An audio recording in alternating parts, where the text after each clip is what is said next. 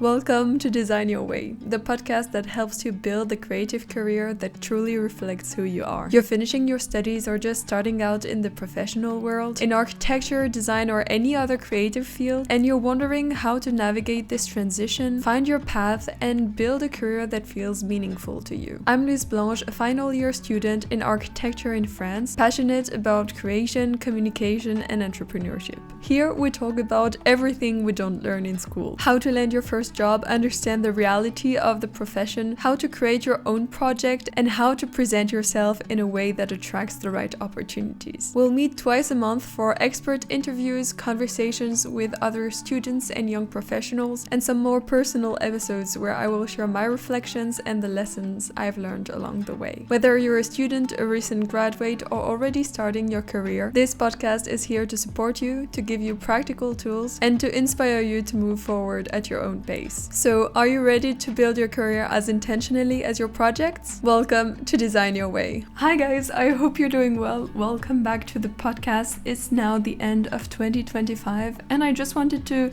do a little wrap up of the year and tell you the lessons that I've learned through 2025. It's been quite a full year on my side. I've learned so much. I've tried so many things, grew so much, and I have evolved a lot compared to myself 1 year ago, and I would like to share these lessons with you so maybe it can help to motivate you for next year, but also give you some more perspective and tips for your own journey. For me, 2025 was quite a big year. I've started my final year of studies, approaching graduation, which will happen in next June. So big transitions are definitely happening. I'm also putting my first steps into the professional world. And yeah, it's been a year full of change, of a lot of doubts, and also a lot of growth. So this episode will be an honest dive into this year. I'll be sharing what I enjoyed, what I learned, and also what I struggled with. My goal is to give you my honest opinion on this year,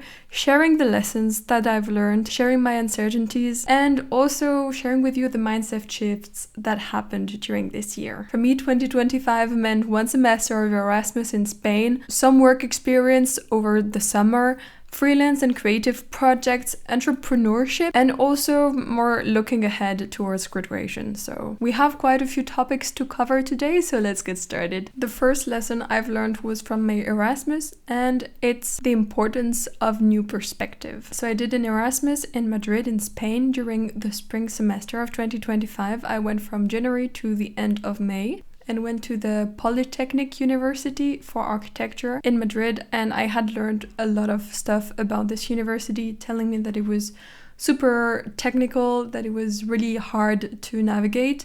So I went with a bit of apprehension, I have to say, but I was really looking forward to the Latin way of life and enjoying my time there. I think it was very different from what I had expected. I actually got to choose very interesting classes, and those were like super interesting. They really brought to me like new perspectives or new ways of doing architecture or thinking about it. It was really interesting. I was really lucky. I got to choose my classes on my own. I didn't do any technical classes, so that's why it was so interesting.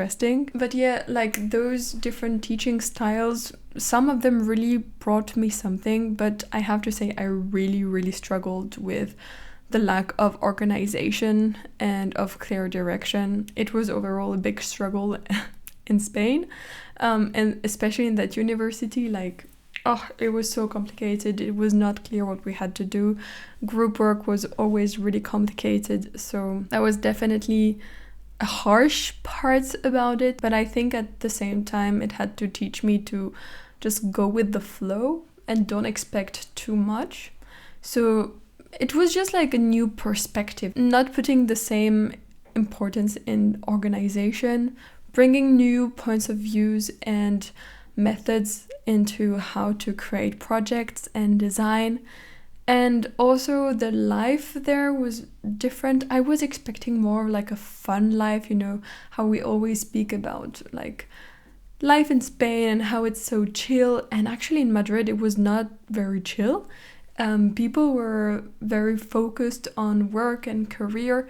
So it was very different than I expected, and it really showed me my own point of view through this new example of university, but also of the way of life. But yeah, it was a bit hard to make friends in the university. I didn't really integrate that much and didn't really spend so much time with locals, but at the same time I was able to make like really good bonds with other foreign students. So yeah, it was a good time overall, although not as funky and crazy as I had expected. So definitely, if I take away one thing from this experience, and that's the lesson I learned, is that those kind of perspectives, being in a new environment, seeing how things are done somewhere else, understanding how other people think in other places is always so eye-opening. And especially I think in those fields where we're talking about design, we're talking about understanding the user, understanding people, and creating solutions for them. It's sometimes really interesting to see the way that other people can think, so we are able to broaden a little bit our view of things. So I think overall it's very important, and I was able to take a lot out of it. The second lesson was actually through my freelance work. When I was in Madrid, I did a little bit of freelance for graphic design and branding and user interface, and this lesson has been very, very interesting and has led to many changes that I did, and it actually taught me the value of what I had already achieved. I got the opportunity to do this freelance work. It was really random. It was just a word-to-mouth thing, and because of my experience in design with architecture, but also doing social media, I was able to like bring a package and things that I knew that the people I was doing it for couldn't do. It was very random, and it first led me to a big imposter syndrome because I had never really done the work that I was supposed to do, and I was also just learning at the same time. But I really took that opportunity because I wanted to get like a real work experience out of it, and also I wanted to try this field a little bit more, so it was really great to be able to do that. And also just learning to work in a small team, trying to be as valuable as I can, especially when working in a complementary team, because like in architecture we almost all know how to do the same things, but when you start working with like engineers or people from sales, and then you really see how your view as a designer can have a lot of value. I also found that I was lacking a lot of knowledge about what I was supposed to do, so branding, communication, and marketing, those were things I didn't know much about. And so I started to learn more and more about it. And by learning about branding, I learned about personal branding. And this way, like listening to those podcasts and understanding more what personal branding meant, I really found out that it's something that I had achieved earlier on without really knowing it, or without really understanding how it's done and how it works and why it's so valuable. And it was really like 4 years later where I really understood the value of what I had built earlier on, and that I was kind of leaving on the side, and starting to understand what had happened and what were the processes, and also what it meant to have a personal brand and how it could be so useful and so valuable. And it really led me to consider doing it again, because yeah, it felt like I had almost already done half of the work, and why should I continue? And I think taking this freelance work was just great because I had to learn, because I had to do a project. I had to learn by doing. It really led me to learn so much more and research so much more, because I had a really clear goal and a mission to accomplish. And overall, it really led me to gain confidence in my skills, and also made me want to dive deeper into some questions that were very valuable. So I think it was a great opportunity. But also, it made me realize that graduation was coming faster and faster, and that I was soon going to be in the professional world, and I started to get a bit anxious about it. And this leads me to the next lesson. The lesson number 3 is that opportunities can happen even when you least expect it. I went back to Hamburg, where I had done an internship during the summer, and I hadn't planned on working because I wanted to enjoy my summer. And somehow at a music festival, I ran into an old colleague of mine and we chatted a little bit, and she told me that they were missing a little bit of people. They were missing people who were able to work for them.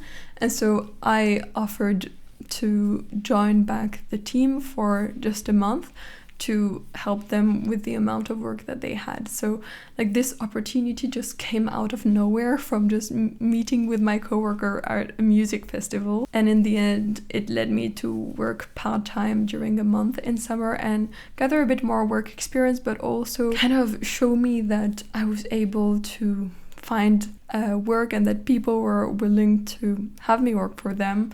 I think it really helped me to deal with some of the imposter syndrome that I could have, or the anxiety that I was starting to develop for life after graduation. So really, like, this opportunity just came out of nowhere. I'm so glad it happened. And yeah, don't wait for the opportunities, but definitely be ready if they happen, and say yes to them if it feels like something for you. Fourth lesson is about content creation, because creating content again really taught me humility.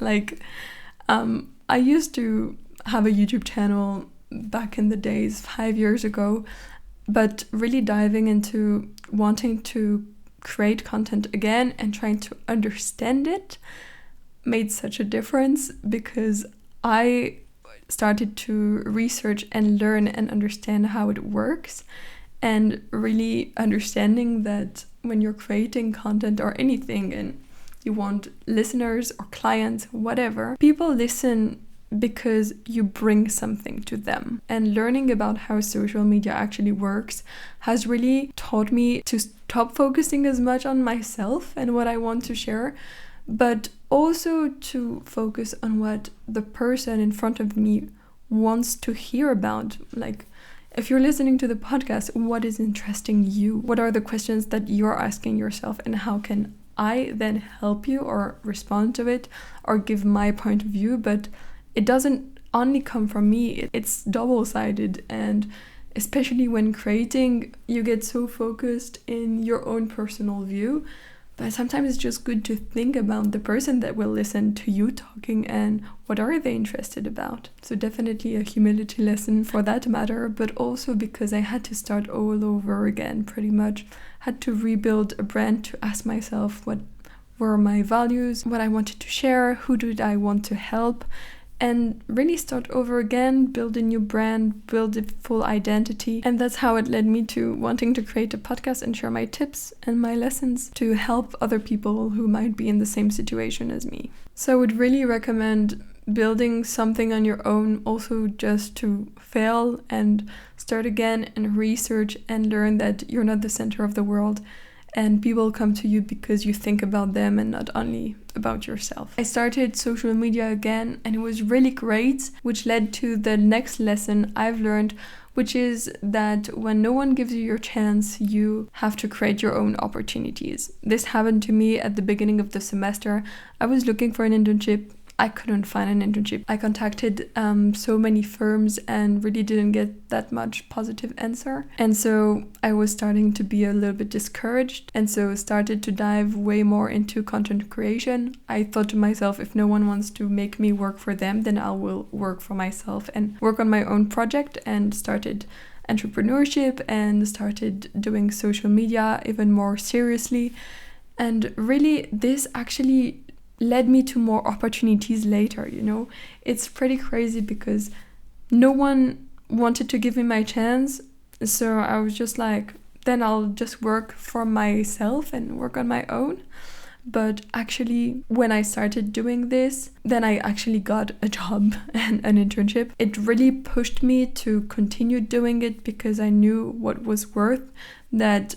If, I don't know, like, no one gives me a job, then I still have this project, I still have something of my own, and it really gave me the extra push to actually do it. Yeah, to create also my own opportunities. I really know, we talked about it with the person who hired me, and having my YouTube channel and doing the work on social media has really made a big difference in them actually hiring me, and I pretty much built my own opportunities. And since I dove more into content creation and entrepreneurship, this really taught me something. I've started a program about the basis of entrepreneurship, and really it led me to think more strategically, to organize the work, and to learn what are viable projects. This is a lesson that I had never learned. I didn't do a business school or anything. I had pretty much no clue of what is a viable project and how you can actually build something like that. It's been very humbling too, because I have found out that I pretty much know nothing about this topic, but I'm willing to learn, and I think having the basis of entrepreneurship, of what it means to make a project that can actually be sustainable, can actually be viable, and that can actually grow is such a game changer for the rest of your life, because then you can just apply the same principles and create different types of projects. And also it really helped me to work more on my strategic thinking and less maybe intuitively, and have a bigger picture of what I wanted to achieve. And also to work on my organization, maybe think about getting a team or helping me, but these are horizons that are opening that before were very scary for me. So I've definitely learned about what real projects were about. So if I could give tips to other students who are approaching graduation and are asking themselves many questions, I would definitely say to explore outside of university. It can be through internships, it can be through freelance work, it can be through your own project, or through other university if you can do an Erasmus, for example. I would say don't wait for the opportunities to come to you. Just be ready. If they ever arrive, you say yes. If it's something that excites you, just go ahead and do it, but otherwise don't rely too much on it. And make your own chance, If you want to get an internship in a specific field, then go ahead and ask every single person you know from close or far about it. Create your opportunities. Don't wait for people to give you your chance. It goes a bit together, but also pour your energy into building something that you can do, that you have the control about, and that is also going to be a great expression of yourself, and that can then lead you to even more opportunities. So for me, 2025 was definitely not about certainty. As you might have understood, many things have changed.